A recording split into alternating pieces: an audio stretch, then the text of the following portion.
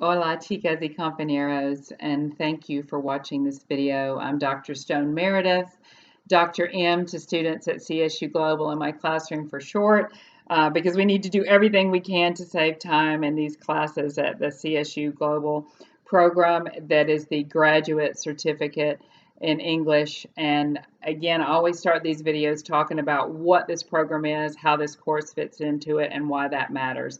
So at CSU Global, we do have the graduate certificate in English, and for teachers completing this program, they are then certified to work with young students who can gain college credit by taking this course with this certified teacher. And always want to stress how important that is in ushering our young people into the American higher education system. When we can work with these young folks and give them the skills to succeed, we give them a leg up into higher education, whatever kind of higher education they may choose, but we also ensure that they have those good critical thinking and those good critical theory skills in the case of this course, which is a course on critical theory, and those skills translate across the disciplines. So when we think of critical theory, we think either oh boy, this is my bailiwick, or oh no, I have to get out of the text and work with these theory people that can be so far out there. There's usually one of those two reactions. But I want to say to you, as we talk about the importance of the program, the importance of what we're doing here, that learning critical theory applies to every facet of life. So while you may apply it to a literary text or a film or some piece of writing, I would encourage you to invite students to realize that they can apply it to every facet of their life, much as the great critical theorists do in their own reading, writing, and publication. So as we get started, for those working in the CSU Global program and taking this class in critical theory, chicas y compañeros, I salute you and celebrate you. This material is challenging, but if you will dig in and hold on, it will stay with you for the rest of your life, as it has done with me for more than 20 years. And every time you visit and revisit it, either by yourself or with your own students, it can be new again and can be deeper, and it can inform you in new ways. And so I'm really proud and excited that I can be with you all on at least one run through of the key writers and thinkers who make up this corner of English studies called critical theory. So let's get started. There are many, many critical theories.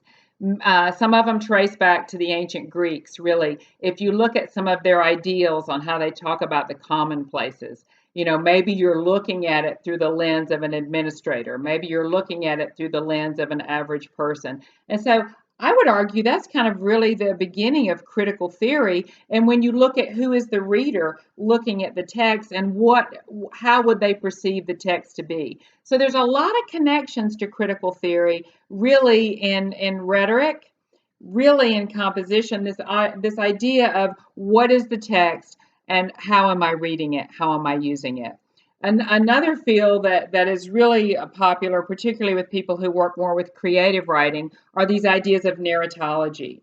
And so narratology is a giant field of theory all on its own, but the way that they look at maybe how is the narrator reliable and how is he not, and how is he, or she or they, right? But when they look at the perspective of what's being told, that opens the door to apply many critical theories to it. So no matter your purpose or your motive, whether it for the purpose of rhetoric, composition, literary analysis, critical theories can be held over a text to mine a variety of resources. And so often when we work with critical theories, we tend to teach them one at a time, which personally, I'm glad I learned it that way. And I salute Dr. Joe Miggs from Western Carolina University, who worked with me in the early days of my master's program and really made me stop and learn them one at a time.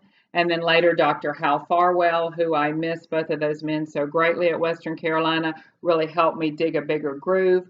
And then here I am with you, still working on it as well. I really value the chance to look at each one individually and then maybe offer students, and in your class, in this class, you'll get the opportunity as well to look at them individually. And then as we build speed, to write a text or do a task where you're asked to choose two or more and apply them to one text. So for the purposes of this conversation, I'm going to talk about The Great Gatsby because in my video on American literature, World War I to the present, I allude to The Great Gatsby and the retellings because it's such a significant piece of the American dream, modernism and postmodernism, and there are so many retellings of The Great Gatsby. So we're going to use The Great Gatsby and F. Scott Fitzgerald to talk about critical theory just a little bit. Sound crazy? Might be, but I hope you'll stick along for the ride.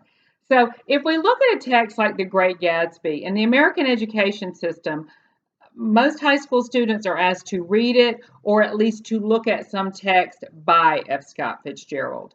The Great Gatsby is a great one to pick because it's not very expensive, right? It's a little paperback book. It's accepted almost unilaterally still in all 50 states. There is some discussion on some of the words he uses and some of his treatment of different classes and different groups, different ethnic groups in the book. And so who knows what's going to happen with that, right? But the idea is, for our purposes in critical theory, that works to our advantage because that's what we're working to do. We're trying to locate some dissonance and some conversations that can make our critical theories come to life. One of the most important and significant critical theories, and Greenblatt is probably where you want to start on this one, is New Historicism. So Grenblatt, and if you want to put that name into the Stanford Encyclopedia, they pull up some great ones. He's all over the place because he, in many circles, is considered the progenitor, if not the father, of New Historicism. And once you start reading about him, you'll see where the fields of scholarship kind of split, who the other big voices are, why they disagree with Greenblatt. And so starting with him is a really great way for you to kind of dive into New Historicism and see if in fact you follow him or maybe you go in some of the other directions that the field has gone. But New Historicism has been with us for a very long time. And a total watered down paraphrase, elevator conversation of what New Historicism is. New Historicism is meant to give the reader or the user, let's say, because you can apply it to many different forms of art or text, to give the user a way to look at historical bits embedded in a text and then look it up and see if it's true or not. And if it's not true, then it opens up the questions about why. But then, of course, that opens up the question, well, what does true even mean? You know, did this happen and where did we look it up? And they say this didn't really happen in this book, but this book says it really did. So why did the author choose to go with this version of the narrative? So hopefully this shows you how it begins to give you an idea of how helpful New Historicism can be to take young readers and writers back in time, but to also help them analyze current texts in our world where, you know, where there's news everywhere. There are so many outlets that can give you the truth based on what your Facebook feed looks like instead of often the supporting sources behind it. So in essence, New Historicism is that lens that you use to examine historical bits in the text and research back to see if they're accurate, inaccurate, or how they fit into an understanding of history and to the accuracy of the text. Again, real simple elevator speech on what that is. New Historicism can be a great tool. It can also be super dangerous because what happens with New Historicism is we can take license with it. We can say, oh, well, we New Historicized it. Yeah, I've made a verb out of it. We can New Historicize this to change it to be more palatable to the way we live today. Super, makes everybody more comfortable. But I do think it's really important to make students aware if something has been new historicized, if something has been changed or altered to meet the values or the mores of the culture at the time. And that takes us back to The Great Gatsby. So in 1925, The Great Gatsby is released and considered really for the last 60 years to be one of the greatest American novels ever.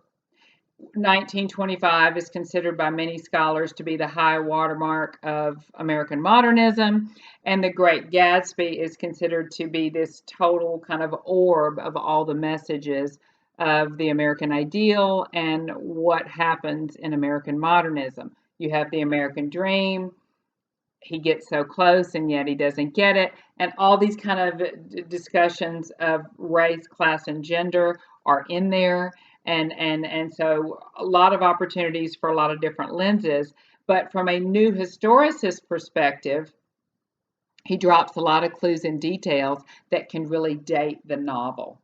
Tom Buchanan talks about a text that he has read, a racist text. There's just nothing else to call it, and I'm being nice calling it that he has read, that a new historicist reading will allow you to see actually was out there in some form. Fitzgerald has adapted it.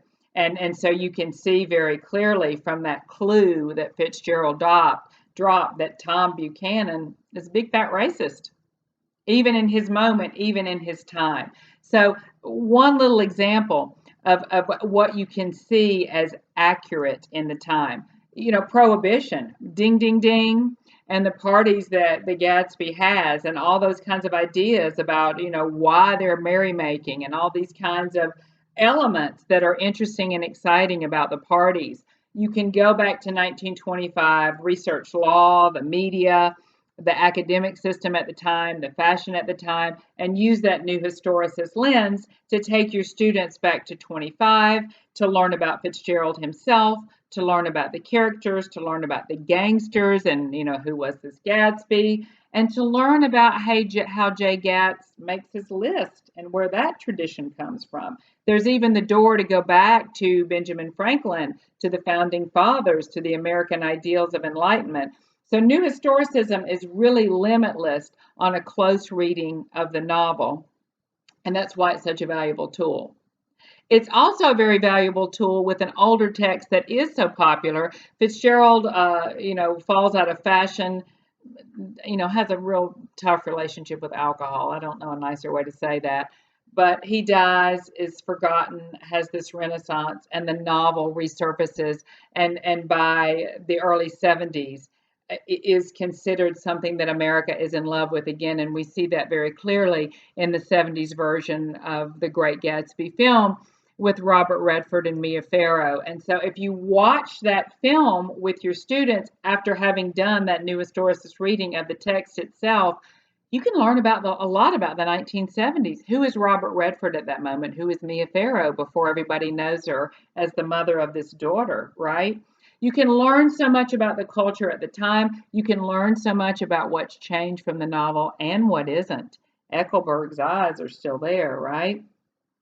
You can learn so much about what Hollywood valued and thought America would buy and what they didn't. And so again, new historicism is a great tool to go to that retelling. New historicism works so well with retelling. Again, back to that verb, once something has been new historicized. And then we move forward past the millennium to the Leonardo DiCaprio version. Think about the music, think about the songs, think about the soundtrack that has changed from the 70s alone. So imagine if you never even read the novel and you saw the 70s version, as I did as a young child, and then you see the DiCaprio version in the film, completely different experience. And why is that? A critical theory like new historicism can help you start to figure out why.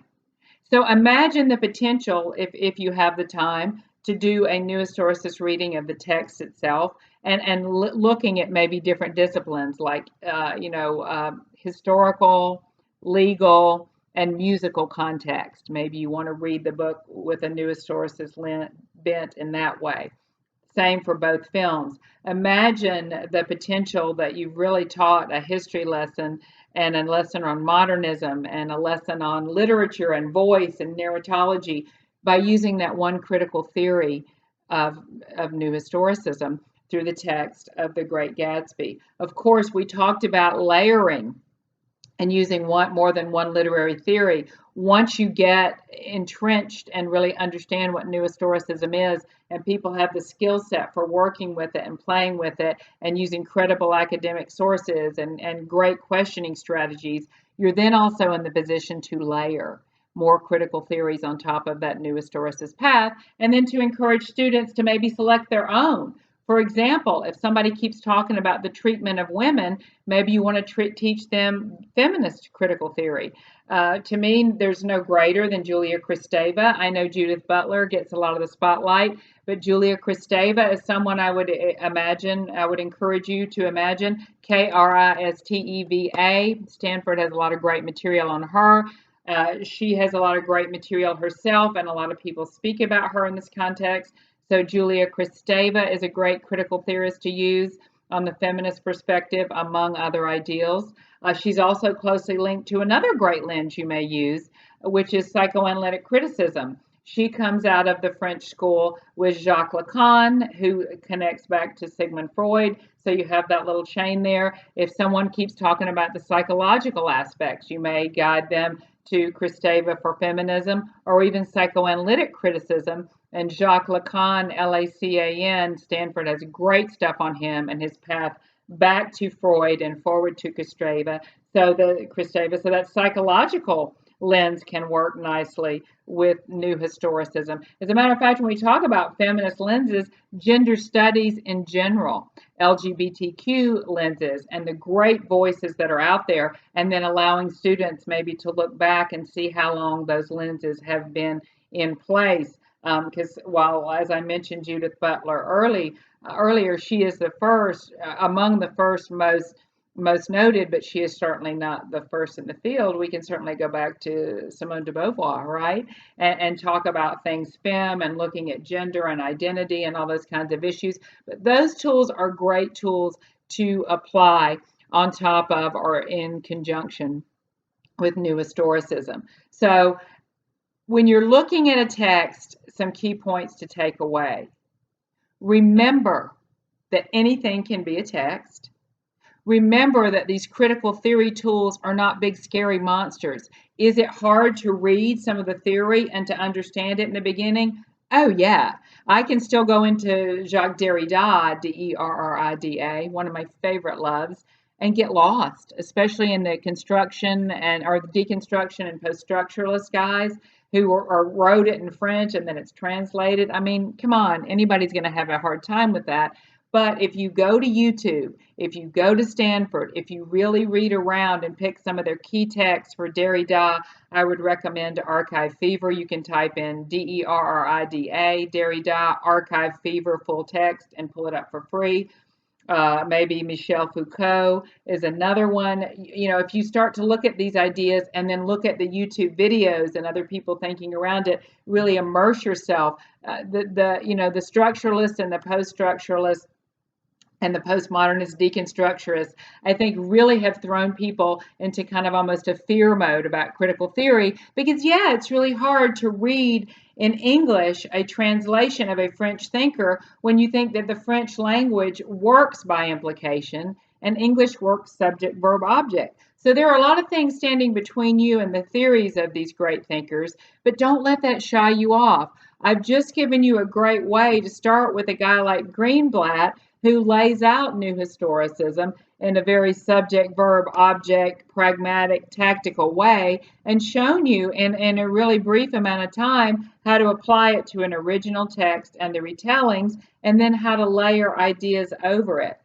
It's easily done if one has the time and the courage and the agency. And I would suggest to you, chicas y compañeros, we have it all right at our fingertips. So happy Googling, happy critical theory thinking, and be well.